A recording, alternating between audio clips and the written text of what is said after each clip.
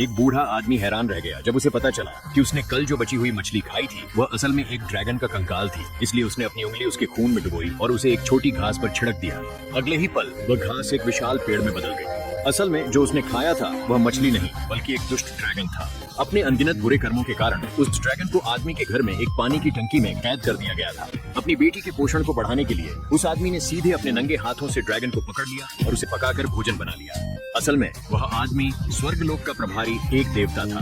अंतहीन झगड़ों से थककर उसने अपनी बेटी के साथ एक साधारण जीवन जीने का फैसला किया था।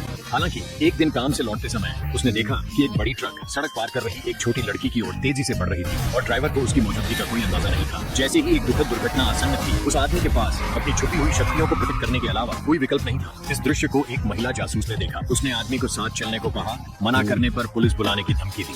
आदमी ने सहमति जताई। उसने अपनी कार को हथेली के आकार जितना छोटा कर दिया, फिर उसे अपनी जेब में डाल लिया और उसे चेतावनी दी कि ज्यादा जानना कभी भी अच्छा नहीं होता। फिर उसने अपनी बेटी को फोन किया और उसे स्कूल से लेने की योजना बनाई। लेकिन उसे यह नहीं पता था कि उसकी बेटी ने चुपके से उसकी ओर से एक ब्लाइंड डेट शो में हिस्सा ले लिया था। वह अपने पिता के लिए एक गर्लफ्रेंड ढूंढना चाहती थी ताकि उनका घर और भी जीवंत हो सके। लेकिन उसकी निराशा के लिए शो में मौजूद सभी लोग उसका मजाक उड़ाने लगे, यह मानते हुए कि उसके पिता बूढ़े और गरीब होंगे। लड़की के पास कोई विकल्प नहीं बचा, इसलिए उसने घर की निगरानी का फुटेज चला दिया, जिससे उसके पिता की असली क्षमताएं सबके सामने आ गई। इसी दौरान उस आदमी को इस अफरा तफरी की खबर नहीं थी। वह अपनी बेटी के लिए रात का खाना तैयार कर रहा था। अचानक उसने रसोई का चाकू घुमाया, जादुई लहर से दरवाजा खुल गया।